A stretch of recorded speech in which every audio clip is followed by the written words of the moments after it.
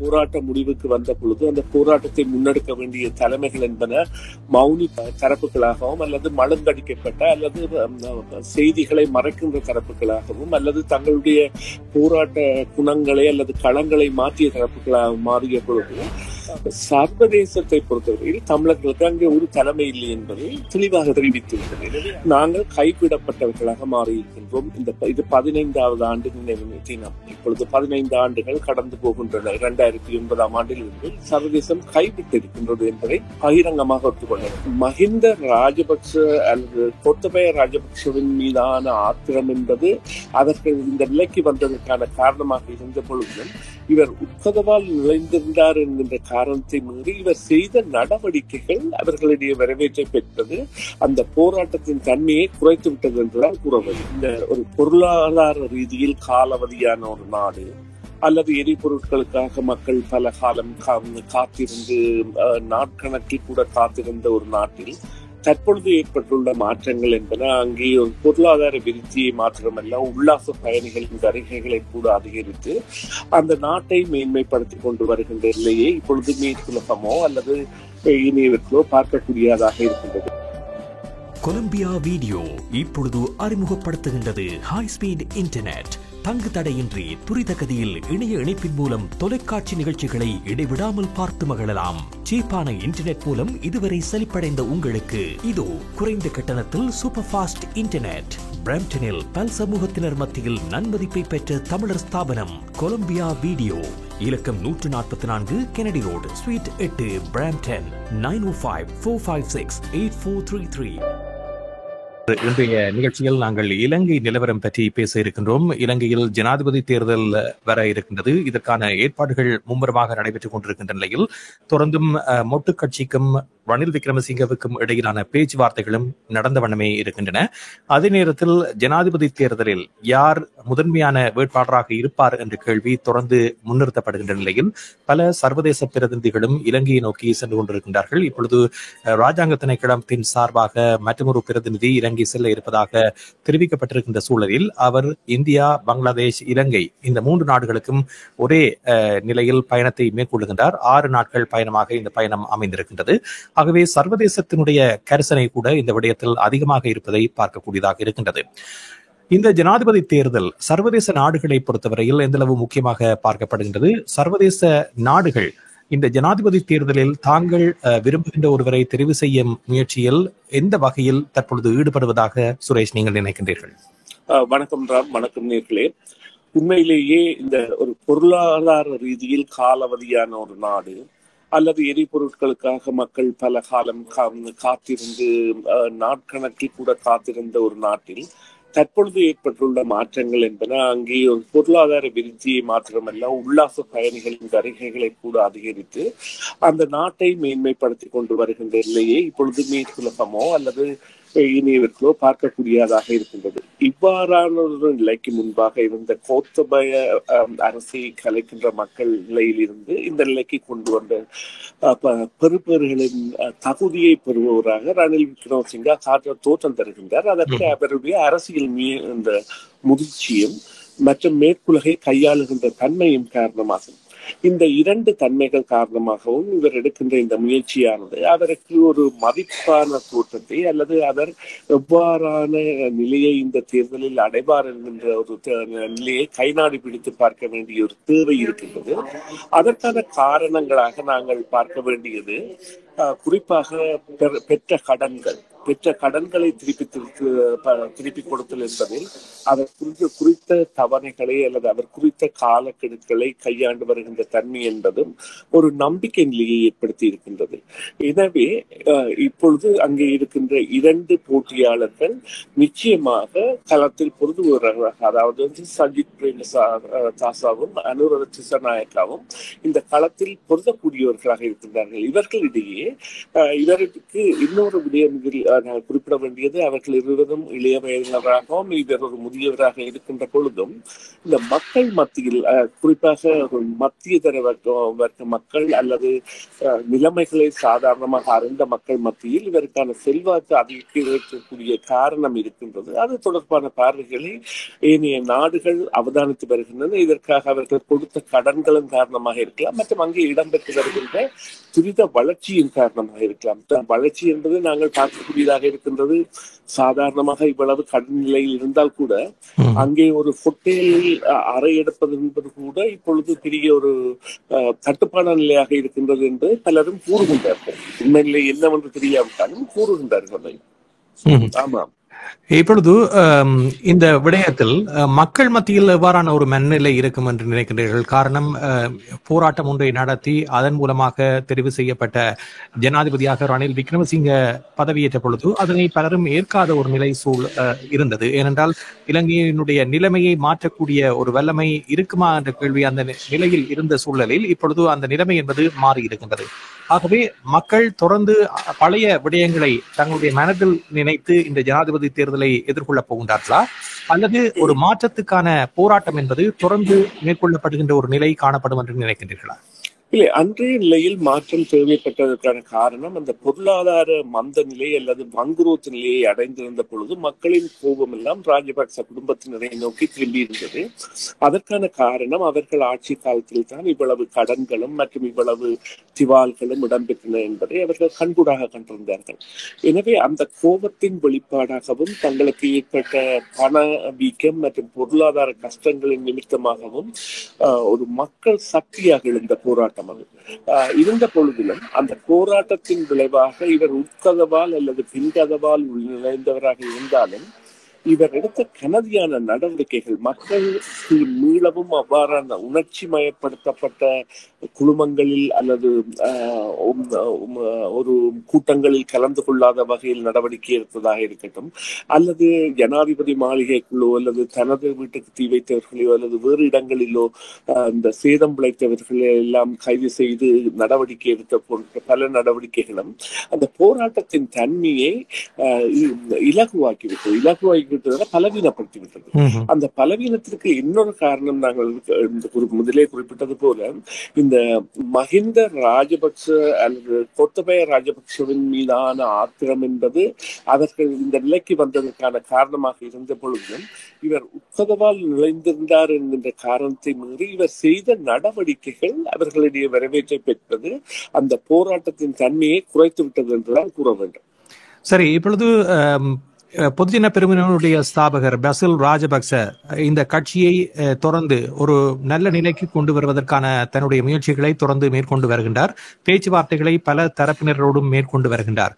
முன்னைய நிலை போன்று அந்த கட்சி பொதுமக்கள் மத்தியில் ஆதரவை பெறக்கூடிய வாய்ப்பு இருப்பதாக பார்க்கின்றீர்களா? ஏனென்றால் கருத்து கணிப்புகளோ அல்லது ஏனைய விடயங்களோ சொல்லுகின்ற செய்திகளை காட்டிலும் கள யதார்த்தம் என்பது ஒரு வித்தியாசமான நிலையில் தான் தேர்தல் முடிவுகளை வெளிக்கொண்டு வருவது வளமையான ஒரு விடயமாக இருக்கின்றது. அந்த வகையில் பார்க்கின்ற பொழுது இவ்வாறு பொதுஜன பெருமுன எடுக்கின்ற முயற்சிகள் என்பது எதிர்காலத்தில் அந்த கட்சிக்கு மக்கள் மத்தியில் ஆதரவை பெருக்கக்கூடிய ஒரு நிலை ஏற்படுத்துமா என்று நீங்கள் என்ன சொல்ல விரும்புகின்றீர்கள்? அதே நேரத்தில் இப்போதைய கள யதார்த்தம் என்று பார்க்கின்ற பொழுது அந்த கட்சியினுடைய நிலை என்ன? இவ்வாறு பார்க்கிறோம், இரண்டு விதமாக பார்க்கிறோம் என்றால், அதிக பாராளுமன்ற உறுப்பினர்களை கொண்டிருக்கின்ற கட்சி யார் என்று பார்த்தால் அவர்கள் தான் இப்பொழுதும். மறுபக்கமாக பார்த்தோம் என்றால் ரணில் வருகைக்கு பின்னான காலத்தில் ஏற்பட்ட அரசியல் மாற்றங்களில் அவர்கள் ரணிலை சார்ந்தவர்களாகவோ அல்லது ரணிலின் தயவால் உயிர்த்தவர்களாகவோ மாறியிருந்த நிலைமை ஒன்று இருந்தது.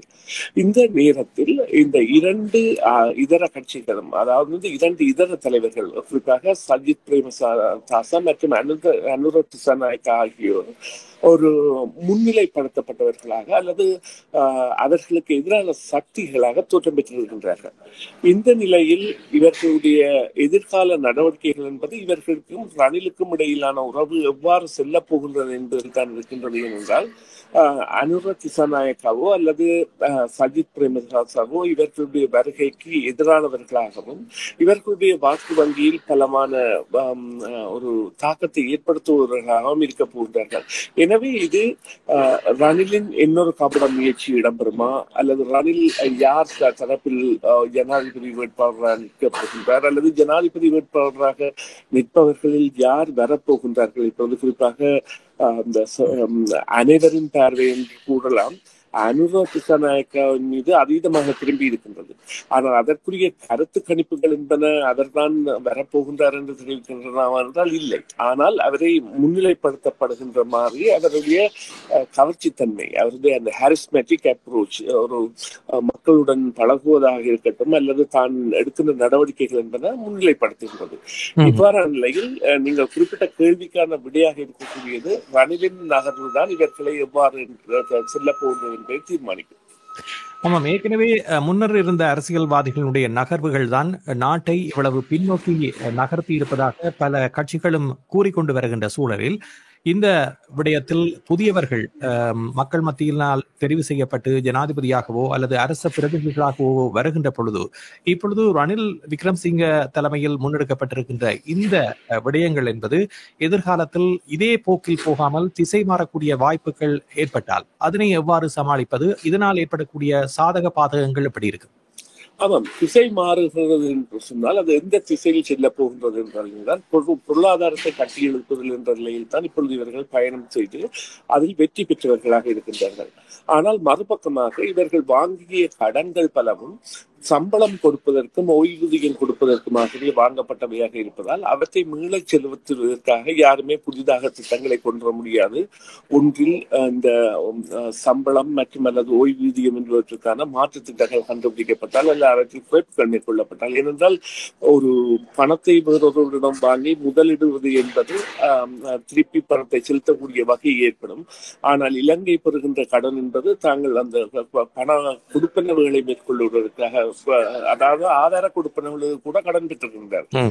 அவ்வாறான நிலையில் வருகின்றவர்கள் நிச்சயமாக பொருளாதார கட்டுப்பாடுகளை மேற்கொள்ள வேண்டும். அதாவது ஊழியர்களின் சம்பள குறைப்பு மற்றும் பல வேலைகளில் அவர்கள் பல இடங்களில் அவ்வாறான குறைப்புகளை மேற்கொண்டால் மாத்திரமே இவ்வாறான நிலையில் அவர்கள் மாற்றத்தை ஏற்படுத்த முடியும். அல்லது இந்த முதலீடுகளை பெருக்கி பொருளாதார ரீதியில் முன்னேற்றத்தை உட்படுத்தக்கூடியதாக உள்ளூர் உற்பத்தியாளர்களையும் புலம்பெயர்ந்தவர்களையும் அவர்கள் சில வேளைகளில் இணைத்தார்கள் என்றால் அதன் மூலம் பெறக்கூடிய பலங்கள் என்பன அவர்கள் ஒரு மாற்றத்தை ஏற்படுத்துவதற்கு வசதி ஏற்படுத்தும்.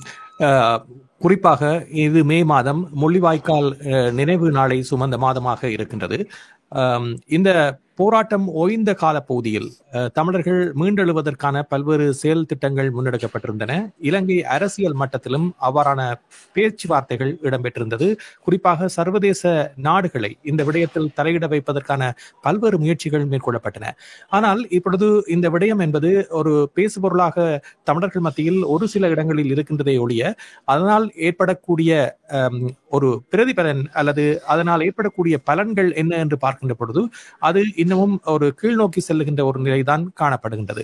இந்த சூழ்நிலையில் குறிப்பாக இலங்கை விடயத்தை பேசுகின்ற பல ராஜதந்திரிகளும் குறிப்பாக பொருளாதார விடயங்கள் தொடர்பாகவும் சர்வதேச நாடுகளினுடைய இந்த கேந்திர முக்கியத்துவம் வாய்ந்த ஒரு விடயமாக பார்க்கப்படுகின்ற இலங்கையினுடைய நன்மைகள் தொடர்பாகவும் தான் சிந்திக்கின்றார்களே ஒழிய அங்கே இருக்கின்ற பிரச்சனைகள் தொடர்பாக ஒருவரும் பேசுகின்ற நிலை தற்பொழுது காணப்படவில்லை.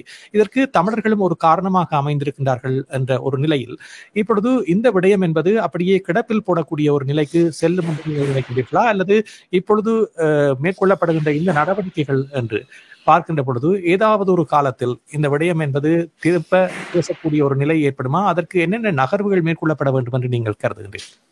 நிச்சயமாக ராம், நீங்கள் கேட்ட கேள்வியில் பல கருத்துக்கள் புரிந்திருக்கின்றன. அவை உண்மையிலேயே உள்வாங்கப்பட வேண்டியவை, இல்லை ஏற்பட வேண்டியவை. நாங்கள் கைவிடப்பட்டவர்களாக மாறியிருக்கின்றோம். இது 15வது ஆண்டு நினைவு தினம். இப்பொழுது 15 ஆண்டுகள் கடந்து போகின்றன 2009ஆம் ஆண்டில் இருந்து. இதில் நீங்கள் குறிப்பிட்ட கேள்விகளில் சர்வதேசம் கைவிட்டிருக்கின்றது என்பதை பகிரங்கமாக ஒத்துக்கொள்ள வேண்டும். சர்வதேசம் அந்த போரின் பொழுது எவ்வாறான நடவடிக்கைகளை மேற்கொண்டு அந்த போரை முனைப்பாக நடத்தியதோ அல்லது அல்லது அந்த போரின் முடிவு இவ்வாறாகத்தான் இருக்கும் என்பதை விரும்பி அவ்வாறெல்லாம் சென்றதோ, அதன் பின்னான காலத்திலான கட்டுமான பணிகளையோ அல்லது மீள் இணைப்புகளையோ அல்லது அதில் பாதிக்கப்பட்ட மக்களுக்கான கொடுப்பனவுகளையோ அல்லது அவர்களுக்கான ஆதாரங்களை பெறுவதற்கான எந்த ஒரு ஆக்கப்பூர்வமான முயற்சியும் இடம்பெறவில்லை. இன்று காசாவில் ஒரு பேச்சுவார்த்தை என்பதை இடம்பெறுகின்ற பொழுது, பேச்சுவார்த்தைக்கான முனைப்பு இடம்பெறுகின்ற பொழுது அவர்கள் குறிப்பிடுகின்ற விடயம் என்னவென்று சொன்னால், 3 to 5 வருடங்களுக்கு மீள் கட்டியமைப்பு இடம்பெறுவதற்கான நடவடிக்கைகள் மேற்கொள்ளப்பட வேண்டும் என்றால் அவர்களுடைய குடியிருப்புகள் எல்லாம் அழித்தொழிக்கப்பட்டன. அதே நிலைதான் அங்கே ஏற்பட்டிருந்த பொழுதும் அங்கே அவ்வாறான ஒரு நிலையில் சர்வதேசம் தன்னை ஈடுபடுத்தாதது அவர்கள் தண்டனைக்குரிய குற்றவாளிகளாக இப்பொழுது மாறி இருக்கின்றார்கள். ஆனால் அது நீதி கிடைக்குமா என்றால் அது 80 ஆண்டாகலாம் 100 ஆண்டாகலாம் என்றால் ஆர்மேனியர்களுக்கு கூட நீதி கிடைப்பதற்கு 105 ஆண்டுகள் எடுத்திருந்தன. அது தங்களுக்கு நடந்ததை இனப்படுகொலை என்று கூறுவது. எனவே அது காலம் கடந்த அல்லது எந்தவித சாட்சியங்கள் எல்லாம் கரைந்து போன காலத்தில் நடைபெறுகின்ற விடயமாக இருந்தால் யாருக்குமே பிரயோசனம் இல்லை.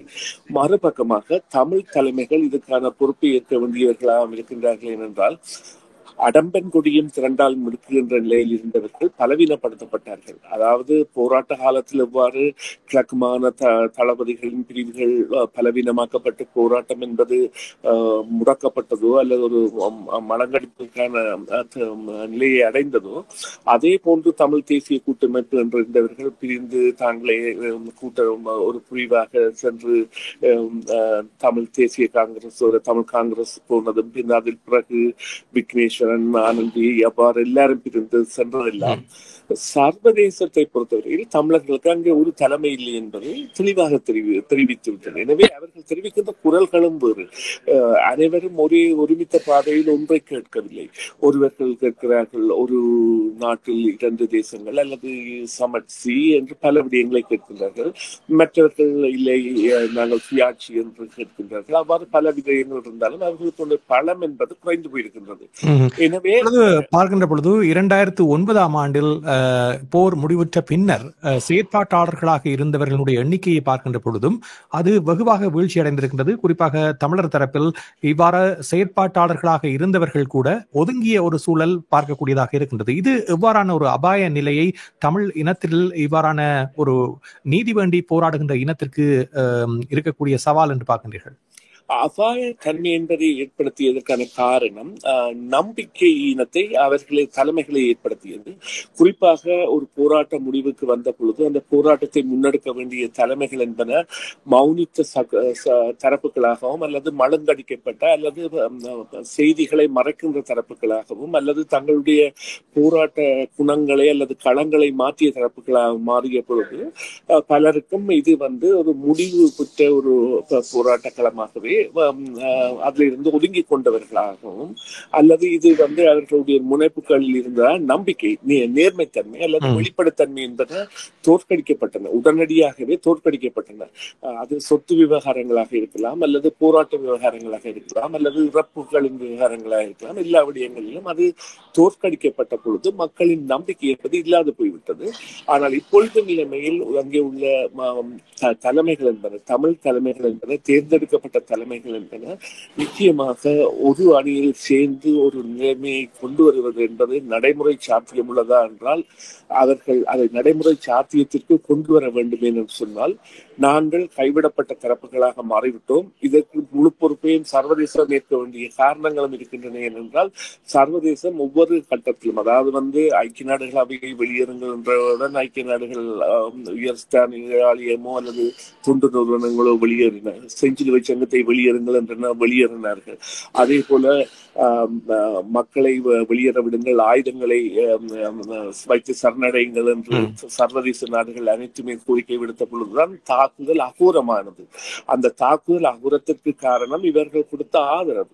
அந்த ஆதரவு கொடுத்தவர்கள் அதன் பின்னான காலத்தில் மக்களுக்கு செய்தார்களா என்றால் இல்லவே இல்லை. ஆனால் இப்பொழுது காசாவில் அதை செய்து கொண்டிருக்கிறார்கள். பார்ப்பதற்கு கவலையாக இருக்கின்றது.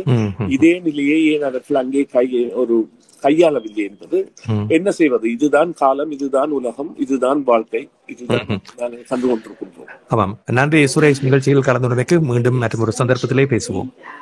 நன்றி ராம், நன்றி நேர்களே. மீண்டும் ஒரு பொழுதில் சந்திப்போம். CMR யூடியூப் சேனலில் இணைந்திருக்கும் நேர்கள் அனைவருக்கும் எமது நன்றி. காமெண்ட்ஸ் பகுதியில் உங்கள் கருத்துக்களை தெரிவிக்க தவறாதீர்கள்.